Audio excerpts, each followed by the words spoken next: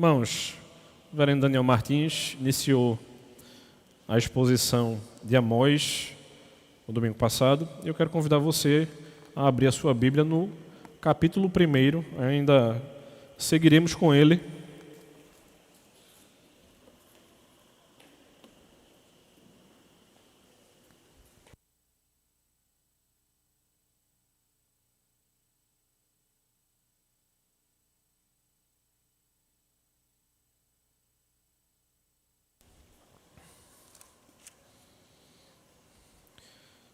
E antes de a gente iniciar a leitura, só para você entender, esse trecho ele é bem grande, a gente não vai expor ele por completo hoje, e a gente decidiu parti-lo ao meio, certo?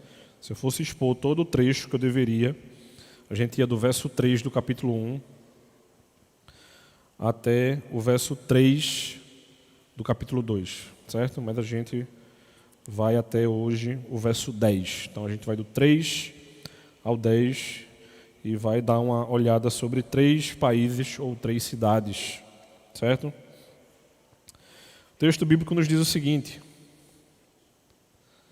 assim diz o Senhor, por 3 transgressões de Damasco, sim, por causa de 4, não suspenderei o castigo, porque passaram um instrumento de trilhar com pontas de ferro sobre Gileade.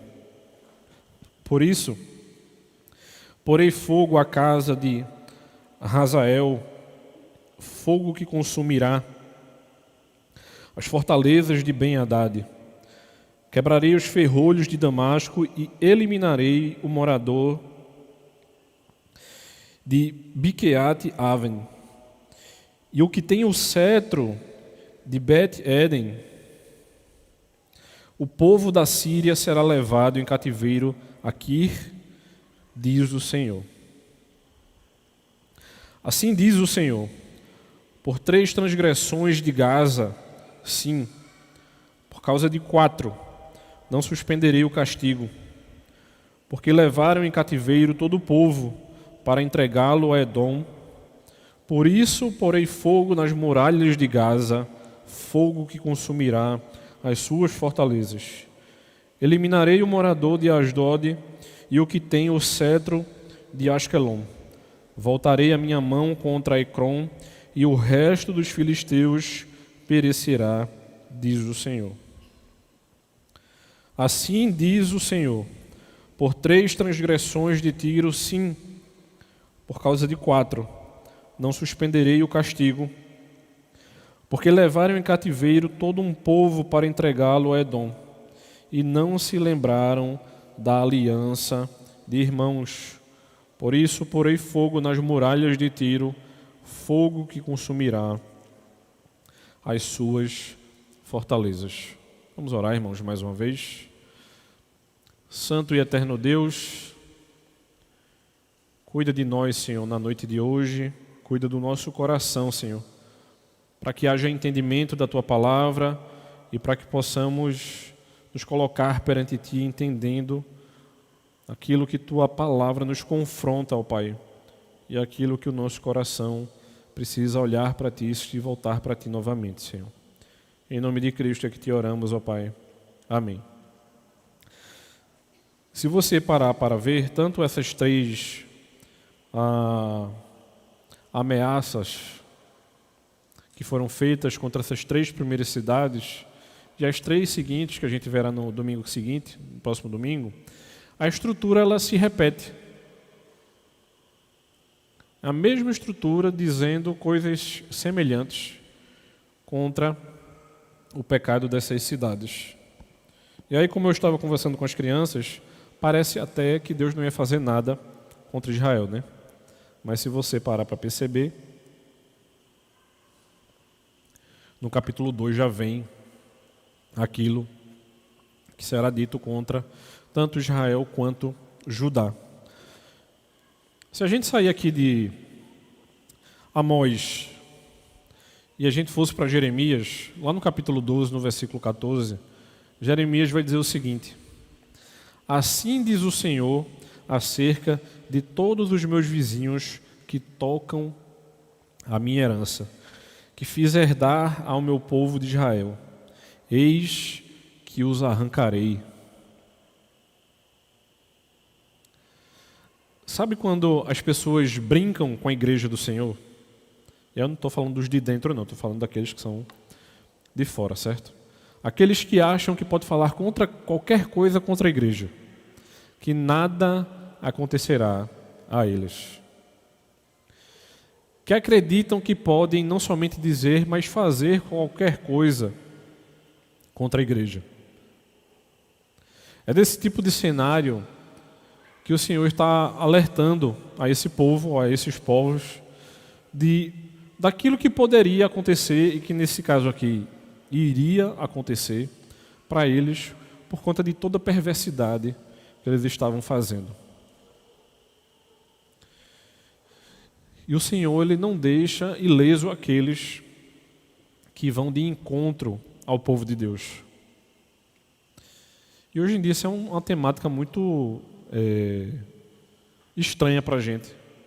Porque qualquer coisa que a gente relate sobre morte, ou de que o Senhor pode matar, é até interessante porque alguns irmãos, interpretando o Antigo Testamento de maneira errônea, vão falar o seguinte: não, porque o Novo Testamento fala a respeito da graça. Como se o Antigo também não falasse. E esse é um tipo de interpretação, assim, não somente errada, mas muito complicado, porque parece que não pode haver uma intervenção divina sobre aquilo que está acontecendo sobre a terra. Não somente sobre o seu povo, mas sobre qualquer outra coisa, outra situação. Então, quando a gente perde de vista esse tipo de estrutura, ou esse tipo de acontecimento, é como se a gente começasse a interpretar os acontecimentos bíblicos, não somente de maneira errada, mas começasse a criar um padrão para dizer assim: não, o Senhor não vai permitir um tipo de atrocidade dessa. Hoje em dia é um pouco mais difícil para a gente entender e interpretar coisas como essa, porque a gente não tem nações que se dizem pagãs e nações que se dizem cristãs, por exemplo. Depois da dispersão de Israel, o povo a quem pertence ao nosso Deus, ele se espalhou ao redor do mundo. E a gente vai ter crentes ao redor de todo o mundo. Então, muitas vezes, a gente não consegue imaginar que pessoas cristãs poderão morrer por conta da maldade de um povo ímpio. E aí o autor do livro de Provérbios, no capítulo 30, no versículo 21, ele diz o seguinte, e ele vai usar uma estrutura semelhante à estrutura que Amós usa. Ele vai dizer o seguinte: 3 coisas fazem a terra tremer. São 4 que ela não pode suportar. Amós se utiliza dessa mesma linguagem, que ele diz o seguinte, né?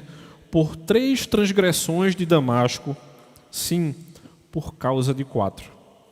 E aí o texto de Provérbios diz o seguinte: o escravo que se torna um rei, o insensato que anda farto de pão, a mulher desprezada que se casa e a escrava que se torna herdeira da sua senhora.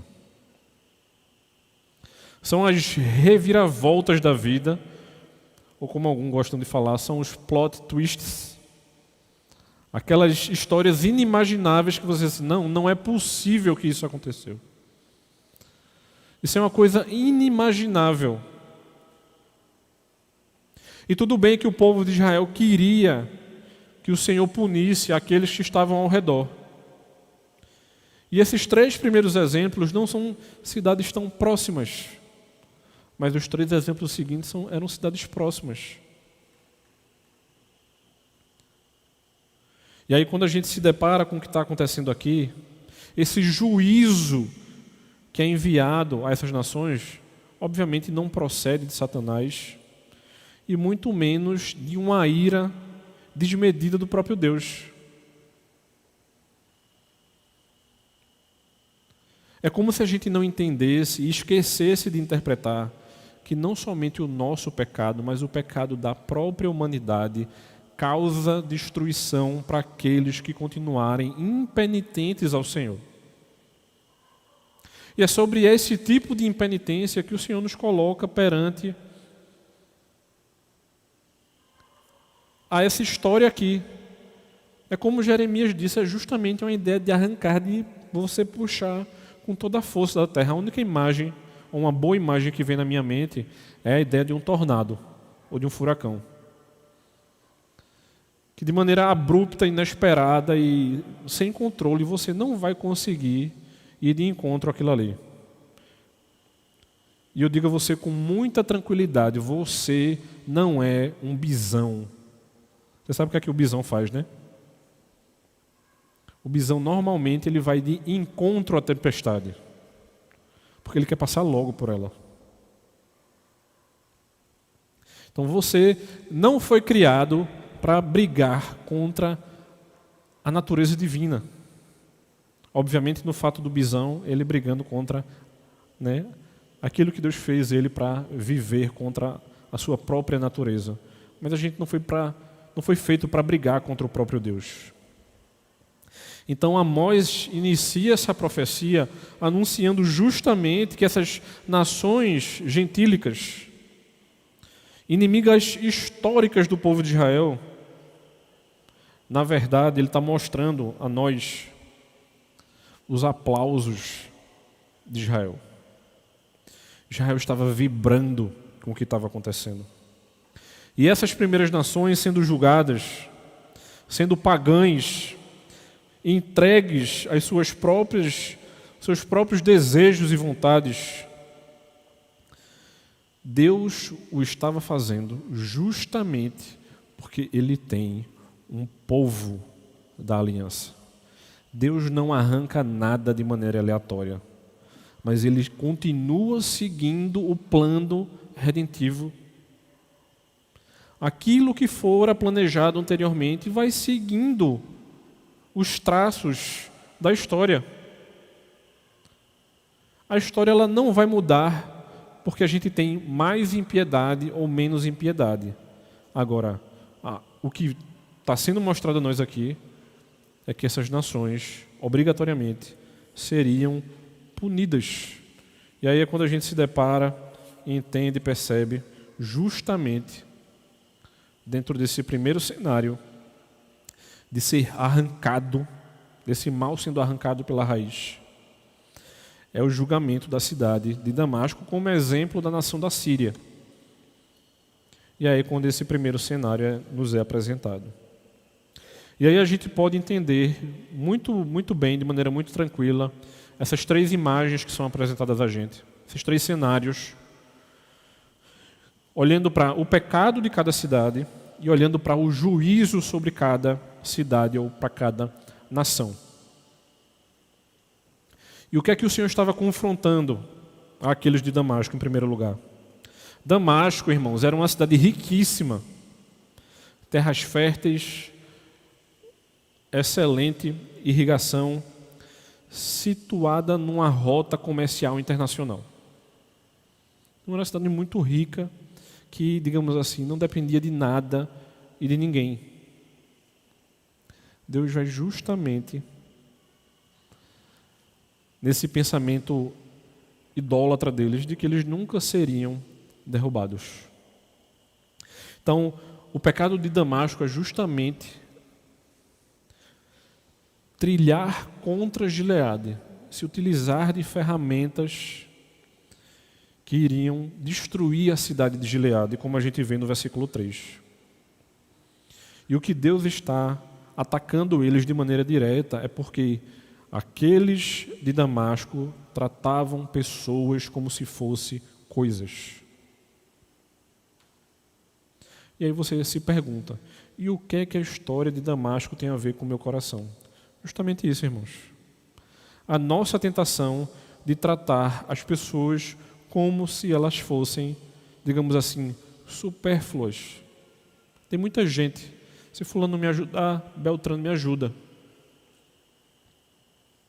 E a gente esquece de ver a pessoalidade da pessoa, a gente se esquece de olhar em como a gente pode cuidar daquele irmão, a gente se esquece de olhar para aquelas pessoas que convivem conosco na igreja, como se elas fossem mais uma. No reino de Deus, irmãos, não tem mais um.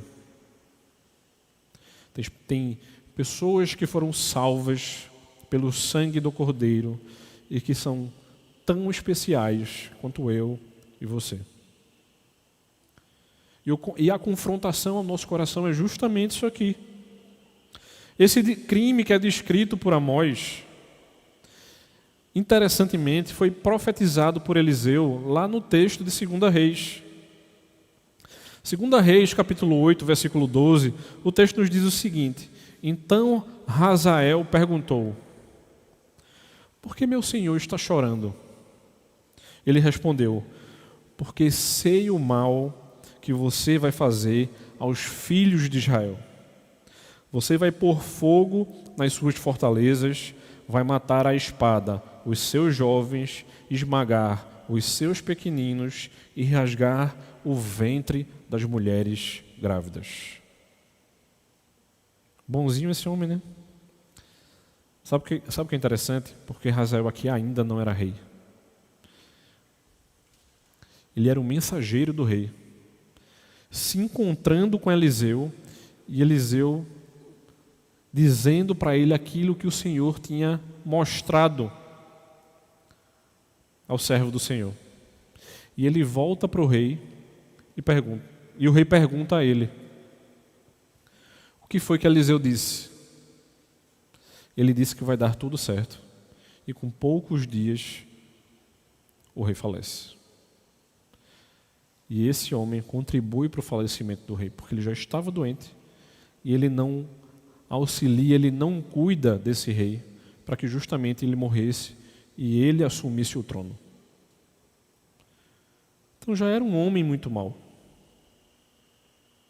que iria fazer atrocidades com o povo de Israel.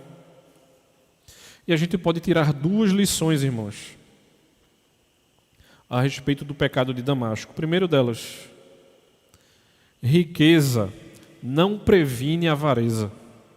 Quanto mais rico Deus permitir que você seja, se você tiver essa dificuldade, esse problema, como diz o texto de Provérbios, a sanguessuga tem 2 filhas, dá e me dá. Você não vai cansar de correr atrás disso. E quanto mais você tiver, mais você quererá. Não adianta. Aquilo que a gente abraça como idolatria, e é justamente isso que o Senhor está dizendo para nós através desse texto, é que Ele não suporta a idolatria, seja ela qual for. E enquanto você se entregar a isso, você não vai resolver o problema da sua vida. Porque esse tipo de resolução é através do Espírito Santo. O Espírito Santo que nos alerta, que nos chama a atenção, que diz assim: pare de fazer isso, você fez de novo, novamente, mais uma vez. Como o texto mostra aqui para a gente, 3, 4, você vai querer ser a perfeição da pecaminosidade, da idolatria. Porque 3 mais 4, 7, o número 7 tinha a ver com isso, dentro da estrutura hebraica. Tanto o número 7 quanto o 10.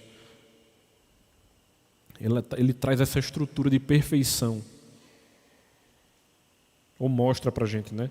Associa-se. E a segunda lição é a seguinte: a força, ela pode ser uma tentação à violência. Quanto mais poderoso uma nação, mais tentada a fazer atrocidades ela vai ter, principalmente sendo uma nação que não se resguarda no Senhor.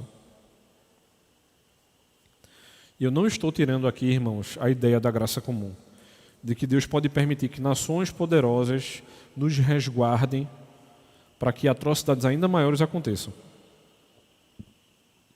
Mas isso também não significa que elas também não possam fazer atrocidades. E Deus nos mostra o exemplo de uma nação, mas o exemplo pessoal se torna e nos é mostrado da mesma maneira. A gente pode ser perverso da mesma maneira. E entregue o seu coração, as suas vontades e os seus desejos, que já já você vai estar fazendo coisas inimagináveis. Coisas que as pessoas podem chegar para você e dizer assim: eu nunca pensei que você fosse fazer isso um dia. E é justamente sobre isso que a gente é alertado. E aí, Amós vira a chave na segunda parte desse trecho e nos mostra o juízo que aconteceria sobre Damasco.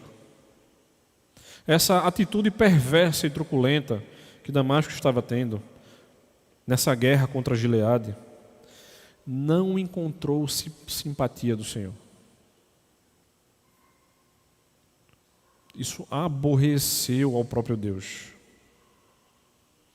E a gente achando que não, mas há tempo de advertência e há tempo de esperar a advertência. E é justamente porque o texto diz: 3, não bastasse 3, 4. Eu tive paciência na primeira, tive na segunda, na terceira. Se acontecer a quarta, se não, aconteceu. Muitas vezes, irmãos, a gente brinca com Deus da mesma maneira. O Senhor nos diz não, Ele diz não novamente, mais uma vez. Aí o Espírito Santo pergunta, né? Tem certeza?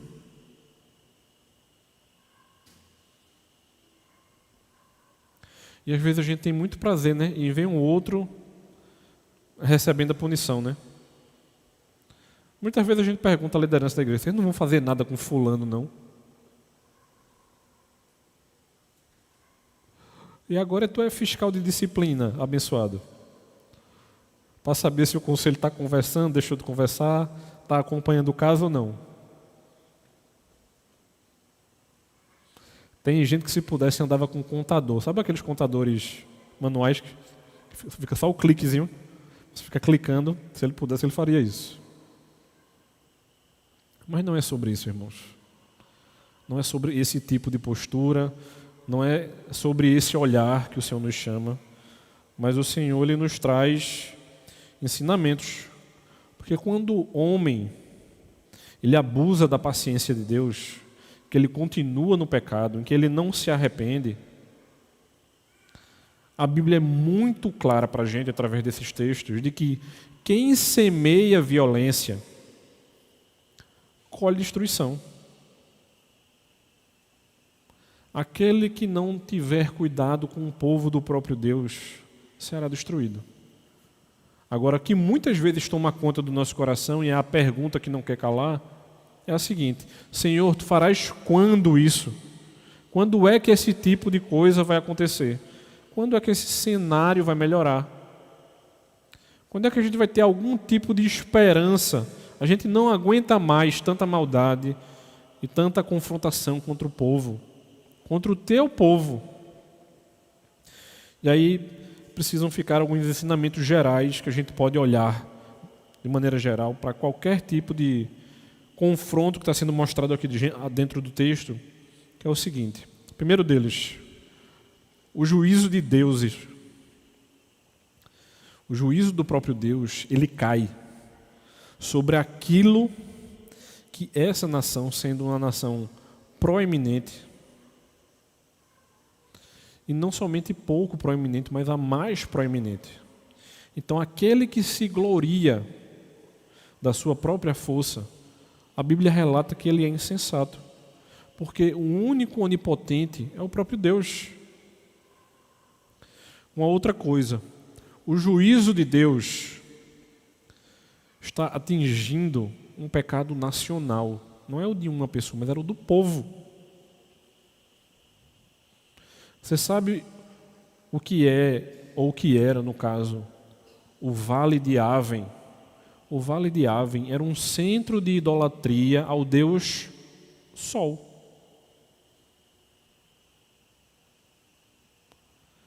E Deus está chegando para esse povo dizendo assim: é aqui que vocês me adoram? No caso, me adoram não, né? Adoram a outro Deus.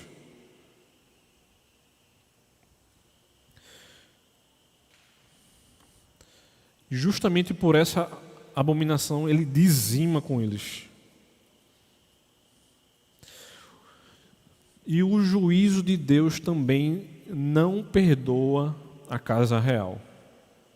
Aquele que era responsável pelo povo, também ímpio, haveria de ser punido. Então o Senhor, Ele devorou o palácio da Síria como se fosse um casebre. E muitas vezes a gente se pergunta, né? Como é que esse tipo de coisa pode acontecer? Simples, irmãos. As pessoas brincam com Deus e acham que nada pode acontecer. E Deus os estava arrancando como se fosse um simples pé de mato. Só um cliquezinho assim, ó. Sabe aquele pezinho de mato que a gente só dá um toquezinho nele e sai da terra? E era uma nação poderosíssima. E Deus também permitiu que eles perdessem a sua nacionalidade. Vocês percebem que isso é uma coisa muito importante na época? Hoje em dia a gente faz pouco caso disso, né? Meio que a gente é cidadão do mundo. Eu diria que a gente como pernambucano é um pouco menos, mas tanto faz você morar aqui como estar morando em Bangladesh e no outro dia você pode estar morando na Holanda e amanhã, se der na telha, vai para Portugal. Não, cansei, vamos voltar para o Brasil, está muito frio aqui. E aí você fica nesse ciclo e você não está preso a nada. Mas isso é uma coisa importante para eles. Então veja que interessante. E a cena final de Damasco é essa. Aquele que pilhou a nação santa foi pilhada.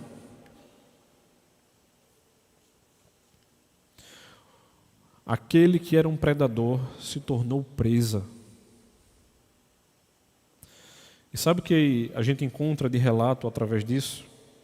Meio século depois da profecia de Amós, Tiglat-Pileser, da Assíria, matou o rei Rezim e levou os sírios para o cativeiro, em Quir, lugar de onde vieram originalmente. A gente vai ver isso lá na frente. Ou seja, o Senhor não estava brincando de dar palavrinha para esses povos, não. E continua, quando a gente vai para a segunda palavra do Senhor contra outra nação, e agora contra os filisteus, a cidade de Gaza se encontrava. Julgamento de Deus para com os filisteus contra a cidade de Gaza. E aí, novamente, a gente olha para o pecado de Gaza e, em seguida, sobre o juízo dessa nação. Irmãos, desde o tempo de Samuel e de Saul, até as próprias vitórias de Davi, os filisteus eram rivais do povo de Deus. Então, esse problema ele não vem de agora, ele não começou agora. Gaza era a maior cidade da Filístia. E uma das suas capitais era um grande centro de tráfico de escravos. Os cativos eram vendidos em leilões nos mercados de escravos em Edom. Então, o pecado de Gaza, possivelmente, aconteceu no tempo do rei Jeorão, e a gente pode ver isso lá em 2 Crônicas, e também vai poder ver isso lá em Joel. E esse pecado foi o amor ao lucro mais do que as pessoas. O dinheiro era mais importante do que as pessoas.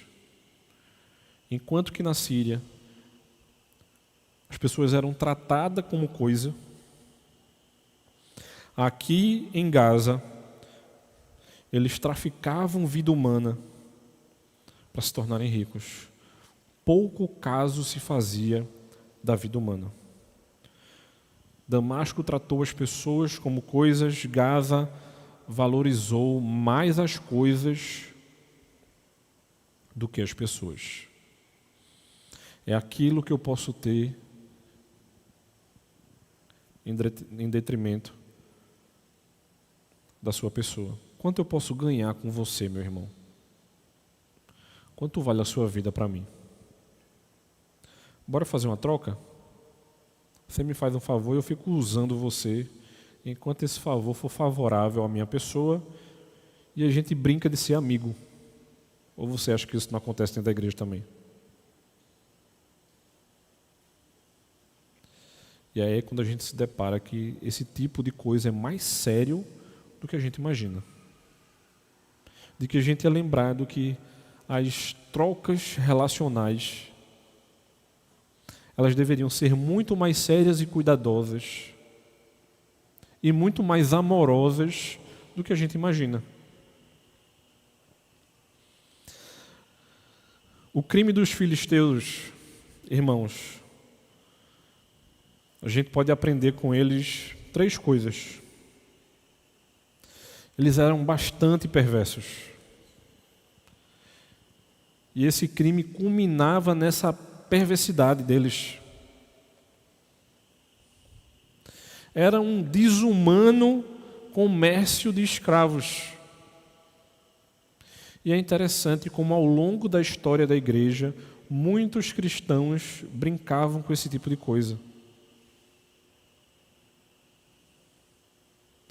E vez por outra a gente recebe notícias de pessoas ainda sendo tratadas de forma desumana, irmãos. E Deus diz que eu devo amar o meu inimigo. Veja só, se você deve amar o seu inimigo, as pessoas a quem você quer o bem, você deve tratar da melhor maneira possível. A gente tem 2 problemas com isso aí. A gente tem a pessoa que ama mais do que deve, e esse tipo de gente acaba fazendo dívidas por conta disso. E a gente tem pessoas que não cuidam nem no mínimo que deveriam cuidar. Porque dá trabalho e gasta dinheiro. Ou a gente pode até equiparar esse tipo de coisa hoje em dia, né? Porque dar trabalho e gastar dinheiro é meio que a mesma coisa, né? Irmãos, isso aqui que está sendo confrontado a essas pessoas era um alerta, Israel, em como eles tratavam os seus irmãos, os da fé. Muitas vezes o Senhor está nos alertando, irmãos, a parar de viver um teatrinho. É como se muitas vezes a gente estivesse mais preocupado com o de fora do que com o de dentro. E a Bíblia ela é clara em relação a isso. Seja cuidadoso, primordialmente com os da sua casa. E em seguida você vai ser cuidadoso com os da fé. E se possível, sobrando, você vai cuidar dos de fora.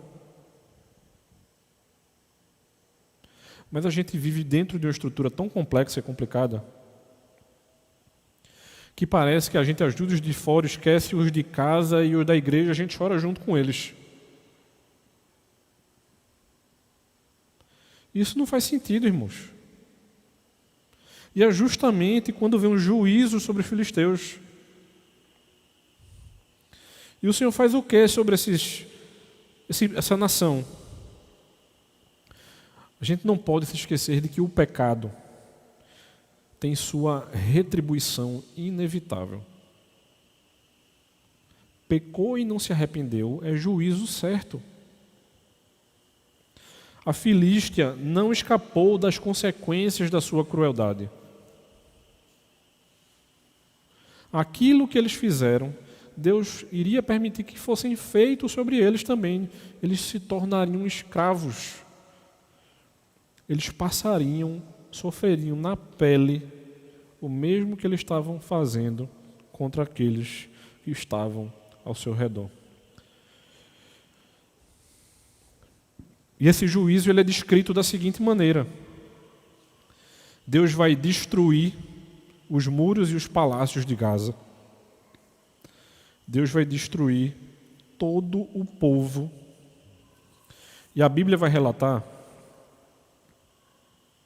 de que Deus ele é fogo consumidor, como nos nos é relatado lá em Hebreus capítulo 12, e horrenda coisa é cair nas mãos do Deus vivo. E aí é quando a nossa mente ela colapsa de vez. Porque parece que o Deus que é amoroso, Ele não vai confrontar e arrebentar com aqueles que não se arrependem e que nos tratam de maneira impune. A gente pode sofrer, irmãos, muitas vezes com a impunidade e com o descuido daqueles que deveriam permitir que a gente tivesse uma vida tranquila. Mas Deus não está nem de olhos fechados e nem de braços cruzados. A única diferença é que a gente quer viver dentro da mesma temporalidade do próprio Deus. E a gente não vive.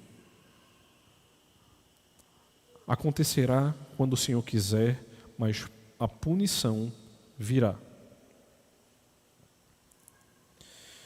E aí quando aparece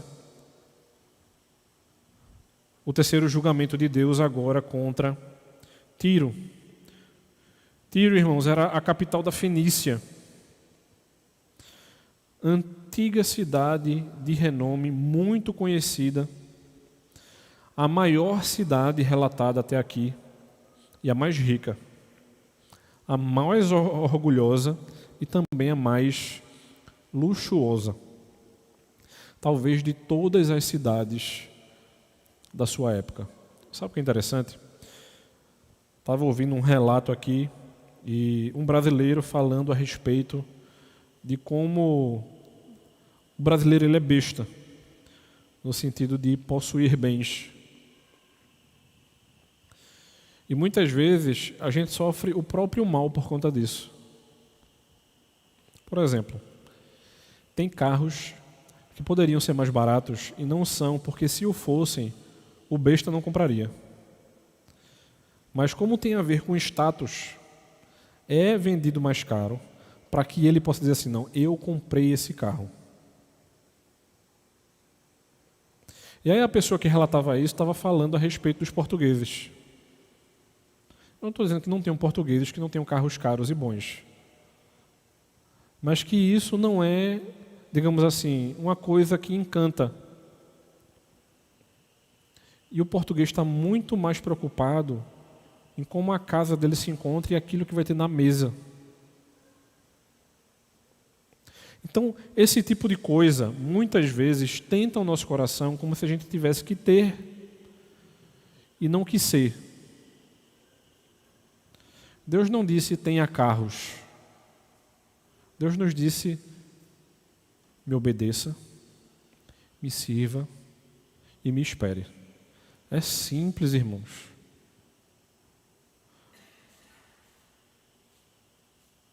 Uma obediência que espera de maneira amorosa a esse Deus que nos prometeu que voltará. E a gente é lembrado disso constantemente. A gente lembrou disso hoje pela manhã. A gente participou da mesa do Senhor. No capítulo 28 do livro de Ezequiel, o profeta ele descreve o comércio de Tiro, que enriqueceu o povo e desenvolveu nele o espírito de orgulho que quis até usurpar o trono de Deus. Eles não construíram uma Babel, mas o comércio deles era pujante o suficiente para eles terem um comércio como se fosse uma torre. Eles se orgulhavam daquilo que eles possuíam. E a principal transgressão deles é que justamente eles formavam dos principais centros comerciais do mundo naquela época.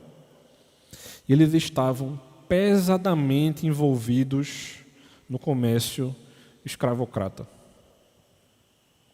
Ricos o suficiente para conseguir controlar o comércio escravocrata.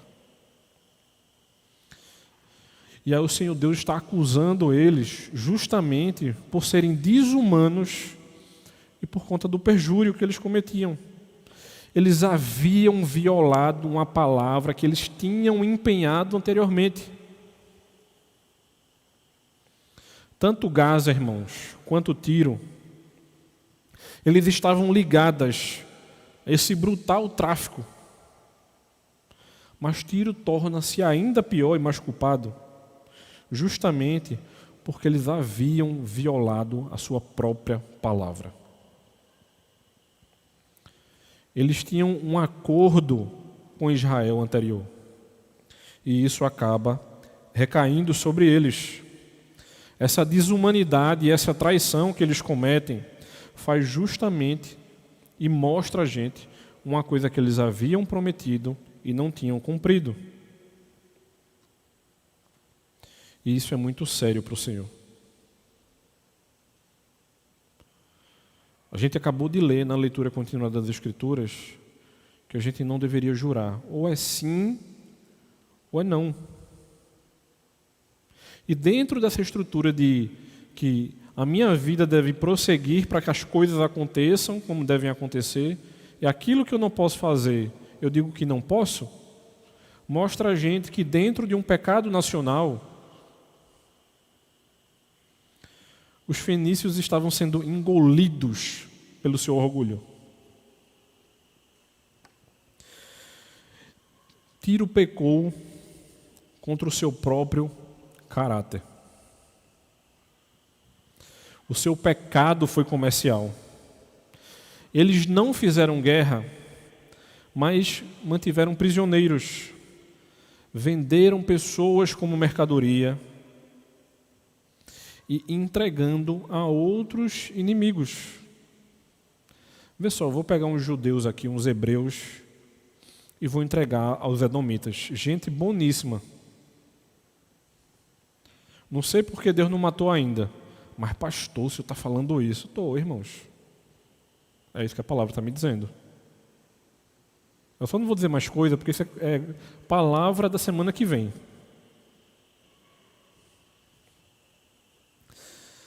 Tiro pecou contra uma aliança. Eles tinham um pacto de paz com os hebreus. Essas circunstâncias comerciais fizeram com que eles quebrassem a sua própria palavra. Eles não somente quebraram a palavra, como estavam oprimindo os judeus, os hebreus. E Tiro pecou contra uma aliança de irmãos. O pacto fenício-israelita era uma aliança de irmãos em sua origem. Visto que Irão, rei dos fenícios, era amigo de Davi. Isso a gente vê lá em 1 Reis, capítulo 5. Então esse pecado cruel de Tiro não somente viola o primeiro pacto, mas rompe uma estreita relação que eles tinham com os israelenses. E finalmente essa quebra tinha um aspecto religioso. Sabe por quê? Porque se eles quebravam a palavra contra o próprio povo, eles estavam quebrando a palavra contra o próprio Deus. E a Deus vai nos mostrar no versículo 10 justamente o juízo que recai sobre essa cidade. Porém fogo nas muralhas de Tiro, fogo que consumirá as suas fortalezas. O pecado destes, irmãos, desencadeou um juízo sem precedentes sobre os fenícios. Essa belíssima e opulenta cidade estava sendo dizimada e reduzida às cinzas. E a gente não pode esquecer, o pecado sempre tem um alto preço. Ele nunca fica impune. O que o homem planta, ele colhe. A justa retribuição de Deus, ela é inevitável, irmãos. A história vai nos informar que Alexandre, o Grande, domina Tiro em 332 a.C., depois de tê-la cercado por 7 meses. cerca de 6.000 pessoas, a história nos relata, foram mortas, e destas, 2.000 foram crucificadas e 30.000 foram vendidas no mercado de escravos. O que foi uma justa retribuição, visto que esse povo tinha feito a mesma coisa contra o povo do próprio Deus. E mais uma vez, é quando a gente olha para o relato bíblico e diz assim, é duro de ver esse tipo de palavra. E realmente é, irmãos. Mas a mão do Senhor não estava pesando sobre os ímpios somente, não. No capítulo 2 a gente vai ver a mão pesando sobre Judá e Israel. Sobre aquilo que iria acontecer se Judá e Israel não se arrependessem.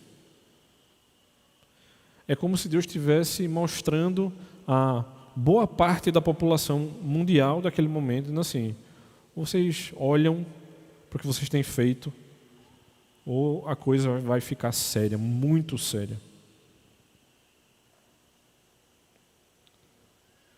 Faz somente em 3 anos, viu, irmãos, que a gente acabou de passar por uma pandemia.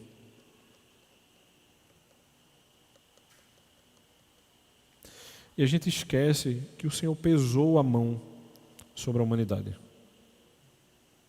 Quantos foram dizimados? E quantos continuam sendo sem que a gente tenha informação? A gente não tem várias guerras acontecendo, mas a gente tem uma guerra cultural sendo levantada contra a igreja do Senhor.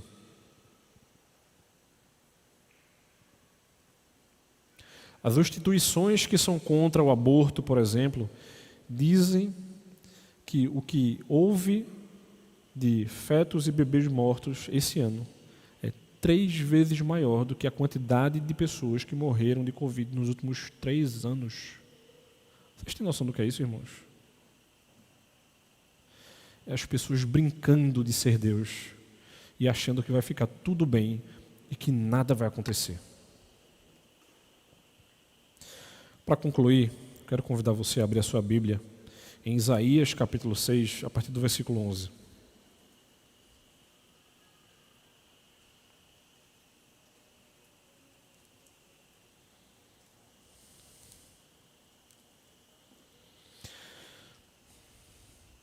Isaías capítulo 6, a partir do verso 11, nos diz o seguinte: Então eu perguntei, até quando, Senhor?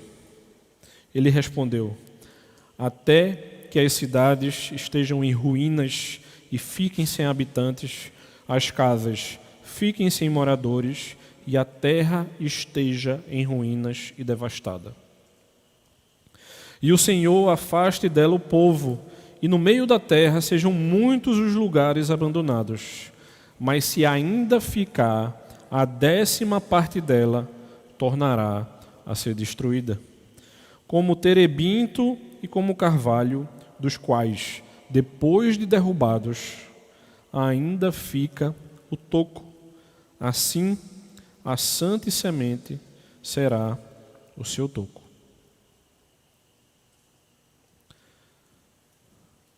Esse é um dos textos mais bonitos a respeito da nossa esperança.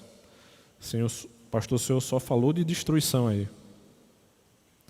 Porque as palavras finais, irmãos, são belíssimas. Assim, a santa semente será o toco. A nossa esperança não está nas nossas casas de pé. A nossa esperança não está na nossa nação de pé. E mesmo que toda a terra seja devastada por ordem do Senhor,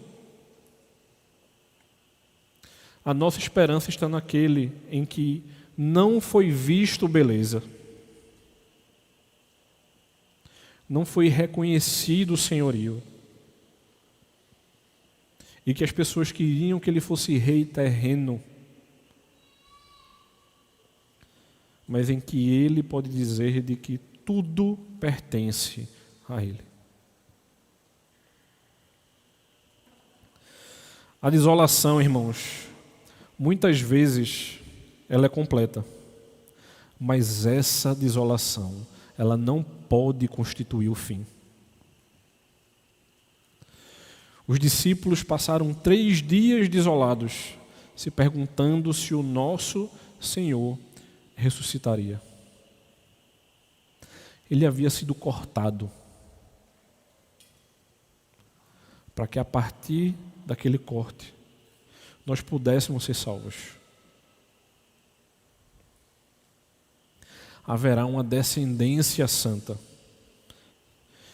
E o Senhor, Ele não desistiu definitivamente de Israel. E nós somos o Israel de Deus. Aqueles a quem esperam por aquele que floresce do toco.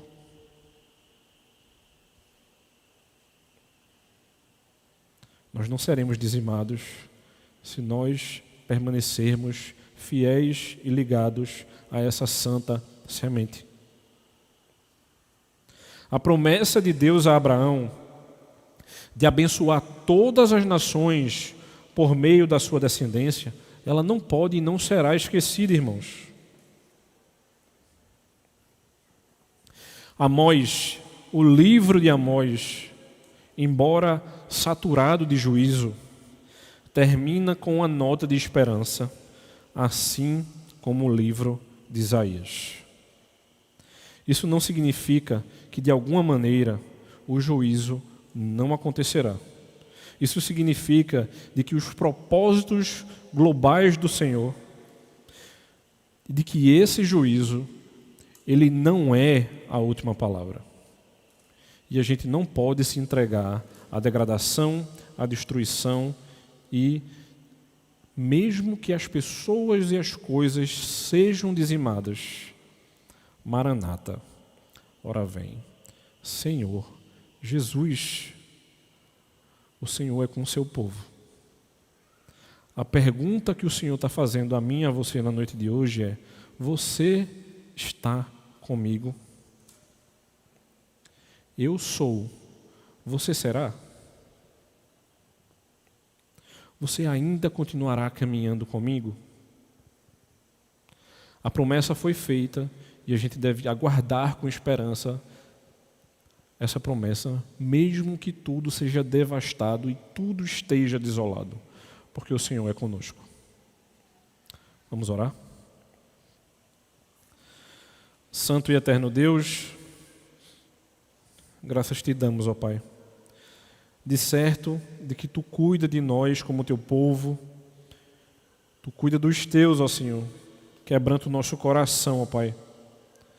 Derrama sobre a Tua igreja o Teu amor, o Teu cuidado e a Tua esperança, Pai. Não nos faz perder de vista a imagem do sacrifício de Cristo, de que Ele ressuscitou, de que nós não temos mais esperança, porque isso não é verdade, ó Pai. Nós temos verdadeira esperança, porque temos um verdadeiro Deus. Um Deus justo, santo, fiel e verdadeiro, em que ama o seu povo e que nos chama dia após dia para obedecê-lo e para viver juntamente com Ele. Cuida de nós, ó Pai, e nos ajuda em todo o tempo. Em nome de Cristo é que te oramos, ó Senhor. Amém.